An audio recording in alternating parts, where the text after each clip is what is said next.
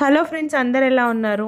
ఎక్కడ ఈ టెంపుల్ అనుకుంటున్నారా? ఆలంపూర్లో ఉండే జోగులాంబ టెంపుల్ అండి. సో ఇక్కడ అమ్మవారి టెంపుల్ తో పాటు మనం నవబ్రహ్మ ఆలయాలు కూడా దర్శించుకోవచ్చు. ఈ టెంపుల్ ఆర్కిటెక్చర్ అయితే అద్భుతంగా ఉంటుందండి. ఈ టెంపుల్ అష్టాదశ శక్తి పీఠాల్లో ఒకటండి. ఇక్కడ అమ్మవారు ఉగ్ర రూపంలో ఉంటారు. ఈ 9 నవబ్రహ్మ ఆలయాలన్నీ కూడా సేమ్ ఒకేలా ఉంటాయండి.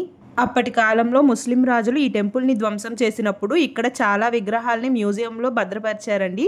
పక్కనే మ్యూజియం ఉంటుంది, అందులో అవన్నీ కూడా చూడొచ్చు.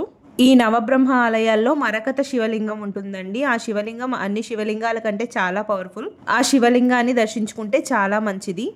నేనైతే ఈ టెంపుల్కి మొదటిసారి వెళ్ళానండి. చాలా అద్భుతంగా అనిపించింది అక్కడ శిల్పకళ. అప్పట్లో అమ్మవారి టెంపుల్ని ధ్వంసం చేయడం వల్ల ఇప్పుడు మళ్ళీ కన్స్ట్రక్ట్ చేశారండి. అందుకే అమ్మవారి గోపురం అలాగే నవబ్రహ్మ ఆలయాల గోపురాలు వేరుగా ఉంటాయి. ఎన్నో ధ్వంసం చేయబడిన శిల్పాలని మనం ఈ నవబ్రహ్మ ఆలయాల్లో చూడొచ్చు.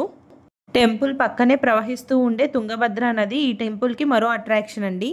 ఈ తుంగభద్ర నది ప్రవహిస్తూ వెళ్ళి సంగమేశ్వర ఆలయం దగ్గర కృష్ణా నదితో కలిసిపోతుంది. అలాగే ఈ అలంపూర్ జోగులాంబ టెంపుల్కి సమీపంలోనే మరో 2 ఆలయాలు ఉన్నాయండి. వాటిని కూడా తప్పకుండా దర్శించుకోవాలి. ఒకటి సంగమేశ్వర ఆలయం, అలాగే ఇంకొకటి పాపనాసి ఆలయం. ఈ టెంపుల్కి సంబంధించిన మరెన్నో విషయాల్ని ఫుల్ వీడియోలో షేర్ చేసుకుంటాను.